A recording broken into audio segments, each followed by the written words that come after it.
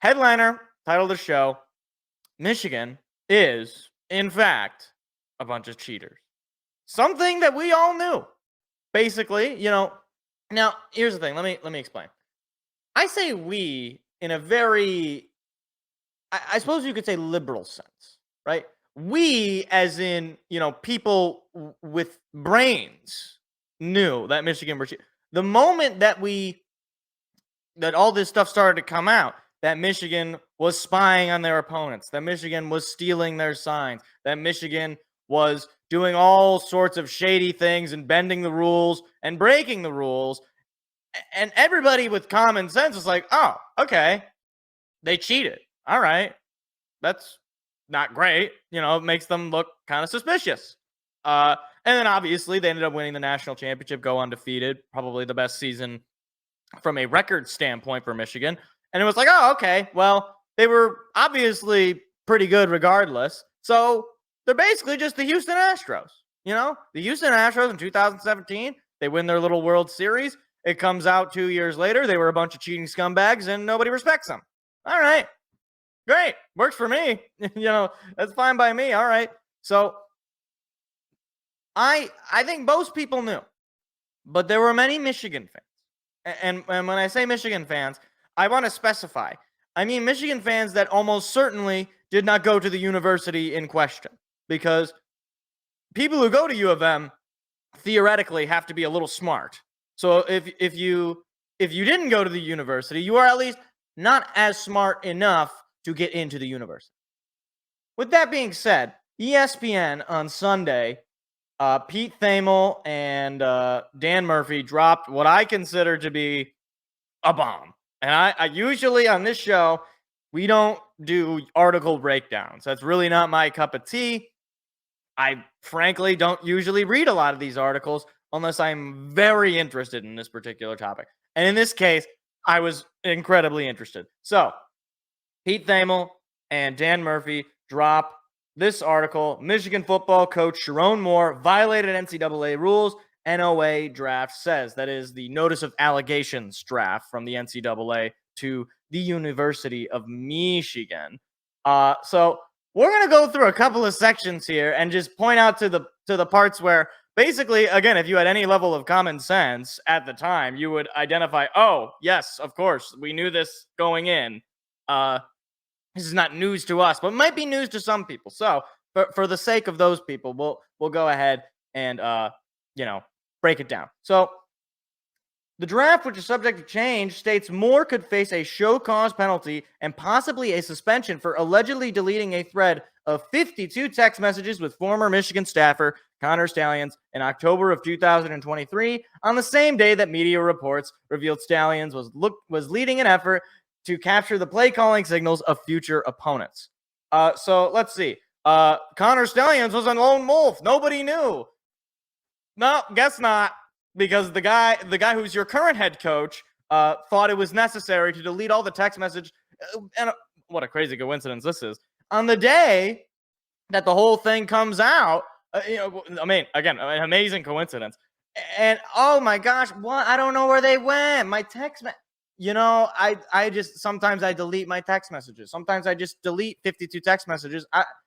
Look, we don't know specifically what they were talking about. And the article doesn't necessarily say what they were talking about. But I don't know about you. I like to think I have a little bit of common sense.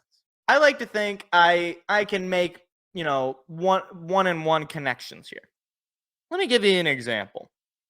If I hear a rumor, right, that a coworker is having an affair with another coworker behind said person's wife or husband, and when news of this starts to emerge and one or both of the parties decide, let's delete all of our messages, is that typically the kind of innocent behavior? Like, oh, you think they were just, maybe they were just talking about their stock portfolios. Maybe they were talking about, what NFL game they're looking forward to watch. Maybe they were talking about their favorite restaurant in No, okay, let's not be idiots. All right, they were talking about this scheme. Like 100%. And frankly, if they were not, then Sharon Moore is a moron for not understanding that it looks incredibly incriminating for you to just delete as if you never contacted this person the moment it comes out that he's guilty as sin. Anyway, we move on. Here we go. Former Michigan staff members Jimothy Harbaugh, Chris Partridge, Denard Robinson, also former quarterback of Michigan, and Stallions are also accused of committing level 1 violations, the most serious category in the NCAA's enforcement process. The school also faces a level 1 charge, according to the draft, because of its, quote, pattern of non-compliance within the football program and institutional efforts to hinder or thwart the NCAA's investigation. Former coaches Jesse Minter and Steve Clinkscale, hope I'm pronouncing that right, are also accused of recruiting violations unrelated to the Stallions in the draft. I don't really care that much about the recruiting violations. They're against the rules. You should punish people for breaking the rules, regardless of whether or not you like the rules. I don't personally care that much about recruiting violations. But this also indicates this pattern of the pattern of non-compliance. This whole Michigan versus everybody, as if it's like they're trying to have it both ways. And Michigan fans, some of you will understand this, some of you will not. Like, what you can't do, you can't say Michigan versus everybody, and then when everybody has a say, act like, oh, we're innocent. People are just mean. People don't know anything. They don't know the facts. There's no evidence. Blah, blah, blah. Like, no, it's like you're clearly putting yourself out there as if you're, the oppressed minority, right? Like everybody's coming after you. And then also saying, oh, well, we didn't do anything wrong. We didn't do anything wrong. Stop coming after us. We didn't do anything wrong. We're so cool. Oh, you guys are just, it's like, no, like you're talking out of both sides of your mouth. So, logic is a little hard, but either way. Stallions resigned in early November following a week of public reports detailing his scheme of purchasing tickets to games around the country and directing a network of individuals to video the sidelines in an effort to decode their play calling signals. The NCAA's draft obtained by ESPN states that investigators used ticket information, film, photographs, and interviews to determine that Stallions had impermissibly scouted at least 13 future Michigan opponents on at least 58 occasions between 2021 and 2023. And, I got to say, it's just one heck of a gosh darn coincidence that just so happens to coincide with when Michigan started winning football games. I mean, ain't that just a heck of a coincidence? I mean, damn. That's like, maybe Conor Stallion should buy a lottery ticket with coincidences like that. I mean, right at the moment when he starts to investigate these sorts of things, then they start to figure it out. With that being said, before the Michigan fans get upset, no, they didn't win because they cheated. They probably would have won anyway. But gosh darn, it must have helped. Like, it certainly isn't going to hurt you. You wouldn't be doing it if it didn't help you. Similar to the Houston Astros in 2017. They probably would have won without the cheating. But it certainly didn't help to cheat. It certainly did help to cheat. So, there it is. Here is also the kicker. And this is like the icing on the cake. The draft also states the NCAA gathered evidence that shows Stallions was on the sideline at Michigan State's season opening game against Central Michigan in 2023. Stallions was wearing a bench press, Central Michigan coaching gear, and a disguise, according to the draft, which states that Stallions' conduct, quote, seriously undermined or threatened the integrity of the NCAA collegiate model. The draft does not say how Stallions obtained a bench pass for the Chippewas sidelines. Well, you don't say.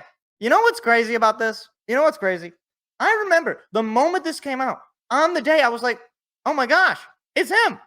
Like, it's him. He's on. And then, no, we don't know. How do you know? He doesn't even look like him. He has a beard, and then he doesn't have a beard. How did he do it? What kind of magical technology did he use to go from beard to no beard? How did he do it? Well, apparently he had a disguise. As anybody at the time could observe. And why, I don't know why he decided to have his most elaborate scheme to spy on Michigan State this past year, because frankly, you could have blindfolded Michigan and they would have still beaten Michigan State by 120 points.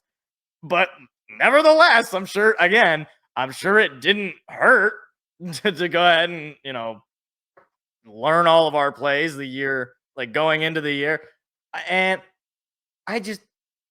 this was one of those things where there were so many people who were like, well, we don't know. You got no evidence. All you got is some picture. Oh, I don't know. I don't think it's him. And it's like, well, no, now it's as clear as, of course it was him. It was always him. The only people who suggested that it wasn't him were people who didn't think that Michigan did anything wrong anyway. And look, there's a lot of people who will say, well, how do we even know it gives an advantage? Couldn't you just watch the games on TV? Couldn't you just... All right, I'm gonna propose a little challenge for some people, and this may shock you. I want you to go ahead and what college football is going to be starting here in a little bit. I want you to pick any football game, any college football game. I want you to record that broadcast, and I want you to watch it, and then I want you to come back to me with an entire decoding list of all of one team's play calls and all their signals, and get back to me, right? Yes, you can probably decode something. You can't decode the entire playbook. You need to have somebody on the ground who, every time we see what play they're doing, okay, camera on the offensive coordinator, camera on the head coach, and then we'll see what play they run, and we'll try to make the connection. You can't do that on a TV broadcast because there aren't 24/7 cameras that are constantly being shown on the broadcast to the coach and then the team. If they could do that, you'd have somebody just doing it live. Anyway, I feel like I have to explain this like I'm talking to children sometimes. And in some cases, maybe I am talking to children. Here's another one. Let me see. Right here. Where is it? The NCAA's draft said the Stallions failed to cooperate with its investigation. The draft states that in October of 2023, he removed hard drives from the Michigan football offices and also gave a football player a sheet containing play calling signals of a future opponent. It said Stallions asked the player to bring the sheet to a team intern's house until he could retrieve it later. Is this actually a mob movie? It's like, yeah, here's this briefcase full of cash. Can you put it underneath your sink so that nobody asks about it? Stallions also refused to let the school review his phone. According to the draft, Stallions has yet to publicly share many details about his side of the story, but he is expected to be interviewed for the upcoming Netflix, which is going to be, that Netflix documentary is going to be, that is going to be must-see TV. I am curious to hear what this guy has to say, because I'm sure it'll be absolutely enlightening. But look, all of this is to say, all of the things that every common sense person who is not a Michigan slappy, it's all in there. We were saying it in October. And it was like, no, you don't know anything. Where's the notice of allegations? Where's the evidence? And then they're like, oh, here it is. And then now it's and now it's just Michigan is just where. Hold on, where. However, I wish it was actually the dial tone, because unfortunately for everyone involved, some of these people have the ability to speak. And to quote the great Jedi Master Qui-Gon Jinn, the ability to speak does not make you intelligent when speaking about one Jar Jar Binks. Jim Harbaugh, who, look, I've said this before on the show, I actually do kind of like Jim Harbaugh. I think he's a good football guy. He's an entertaining character, and I largely don't have any problems with him on a personal level. I know there's some people who think he's like a total derelict, whatever. I really don't have much problems with him. However, he's really pushing it for me, because what he said in a presser with the Los Angeles Chargers, when he was asked about this, what he could have done, which would have been probably smart and would have not made him unlikable, He could have said, you know what? This is past my prerogative. I'm the coach of the Chargers right now, not the coach of Michigan. Anything that comes out, no comment. No comment. Instead, he decides to speak. And I quote, "Never lie, never cheat, never steal," the former Michigan coach and current Los Angeles Chargers coach told reporters on Monday. "I was raised with that lesson. I have raised my family on that lesson. I have preached that lesson to the teams I have coached. No one's perfect. If you stumble, you apologize and you make it right. Today, I do not apologize. I did not participate, was not aware, nor complicit in those said allegations. So for me, it's back to work and attacking with an enthusiasm unknown to mankind." Well, gosh darn you, Jim. If only. So basically, here's the two situations for old Jimmy boy. Either A, he is just lying, right? So then his whole never lie, never cheat, never steal thing, that's just total nonsense. Or option B, he was too stupid to identify the myriad of red flags and take any responsibility for not noticing the myriad of red flags and saying anything at all. He hired essentially an insane person who wrote a 500 billion page manifesto about how he was going to take over the Michigan program and world domination. I think he was going to go to Mars too. And Jimmy boy was none the wiser. I mean, like, wasn't it your old coach? What was his name? Not Buck Showalter. That's the Mets manager and New York Yankees manager. Oh my gosh. I'm blanking on his name. I am blanking on the Michigan coach's name. Now I got to look this up. Hold on. Michigan football coach history. I don't know. Bo Schembechler. I knew it was a Bo. Wasn't it old Bo Schembechler who said that, you can't say you didn't know? If you're the coach, if you're the CEO, you can't say you didn't know. You have to take full responsibility. That was your coach, Jim. That was your guy. That was the guy you looked up to. And I mean, maybe they just had a disagreement. Maybe they just didn't agree on that particular area. That's okay. So look, again, I've said this before. I don't actually hate Jim Harbaugh. I for the most part enjoy Jim Harbaugh. I think he's a interesting, kind of wacky guy. But this comment to me, that's just egregious, right? I mean, like literally though, like they did lie, right? Like I mean, I don't think there's any way around that. Like they definitely cheated, and they literally steal. Like they actually, that is a part of the thing, is that they stole signs, right? Like that they stole signals. So like all three of the things they did, like never lie, never cheat, never steal. So I mean, to be fair, maybe he was saying, he did say, I preached that lesson to the teams I have coached. He didn't necessarily say that it was to all the teams that he coached. So maybe he just didn't tell Michigan that. Maybe he was going to get to it, but then the investigation got all hectic and, he had to go ahead and leave. Because as we know, people who are innocent of all crimes, they typically run away from investigations and any sort of ramifications for their own choices. That's typically what people who don't do anything wrong do, of course. With all that being said, as I know, there will inevitably be a lot of Michigan fans talking about, oh, he still won, natty check, ring check. Okay, have your ring. That's fine. I really, if it was my team, I'd probably be doing the same thing. I understand. It's hard to win. Sometimes you gotta bend the rules a little bit. I'm not gonna respect it. I don't think most people should respect it. You can make fun of my team. My coach got caught, with his what in his hand while on the phone with a sexual assault, survivor. So, hey, we can be made fun of for a variety of things, Some of us cheat. Some of us cheat on our wives. I do neither, largely. It'd be hard for me to cheat on a wife that I don't have. And I don't really know what I would cheat on. I'm not in school. I don't know how to end this segment. You know what? Lou Holtz, do you have any comment? Well, I don't get the brain man comb. Thanks, Lou. Hi, it's me again. If you enjoyed what you just saw, hit the like and subscribe button. We do live shows every Tuesday at 7 p.m. Eastern. Hope to see you there.